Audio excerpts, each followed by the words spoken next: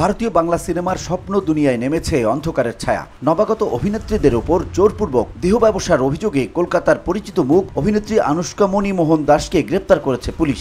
মহারাষ্ট্রের থানে জেলা থেকে 41 বছর বয়সী এই অভিনেত্রীকে আটক করা হয়েছে। শুক্রবার পুলিশ সূত্রে এ চাঞ্চল্যকর তথ্য সামনে আসে।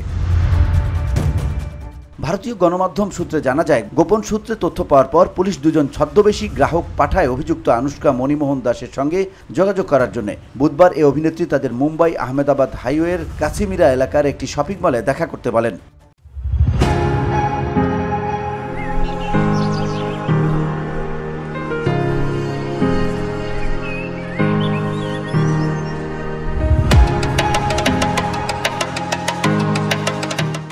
এ বিষয়ে মীরা ভায়ান্দার বাসাই ভিরার পুলিশের সহকারী কমিশনার মদন বল্লাল বলেন, আমাদের টিম ওই জায়গায় অভিযান চালায়। ছদ্মবেশী গ্রাহকের কাছ থেকে টাকা নেয়ার সময় আনুশকা মণিমোহন দাসকে হাতে নাতে ধরে ফেলে। আমরা আরও দুজন নারীকে উদ্ধার করেছি, যারা টিভি সিরিয়াল এবং বাংলা সিনেমায় অভিনয় করেছেন। উদ্ধার হওয়া এই দুই অভিনেত্রীকে নিরাপদ একটি আশ্রয় কেন্দ্রে পাঠানো হয়েছে, যেখানে তারা শারীরিক ও মানসিক সহায়তা পাচ্ছেন। এই অপরাধ চক্রের সঙ্গে আরও কেউ জড়িত আছে কিনা তা জানতে তদন্ত চলছে বলেও জানিয়েছে বল্লাল।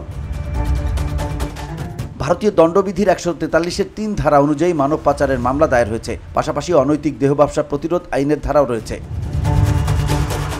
গ্রেপ্তারকৃত আনুশকা মণিমোহন দাসের ইনস্টাগ্রাম ও ফেসবুক অ্যাকাউন্ট ঘুরে দেখা যায়, পরিচয় হিসেবে তিনি লিখেছেন মডেল, অভিনেত্রী, Bollywood dance performer, content creator. এই অভিনেত্রী মুন দাস নামেও পরিচিত।